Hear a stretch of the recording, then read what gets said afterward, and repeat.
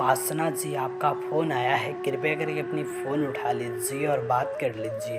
उपासना जी, किसी ने आपको दिल से फ़ोन किया है, अर्जेंट बात करना चाहता है, कब से कॉल कर रहा है और आप फ़ोन नहीं उठा रहे हो। उपासना जी, कृपया करके फ़ोन उठा लीजिए और बात कर लीजिए, वरना फ़ोन कट जाएगा। So please pick up the call. Upasana ji, कृपया करके फ़ोन उठा लीजिए और बात कर लीजिए, वरना फ़ोन कट जाएगा। उपासना जी, कोई आपको दिल से फ़ोन किया है, अर्जेंट बात करना चाहता है, please pick up the call.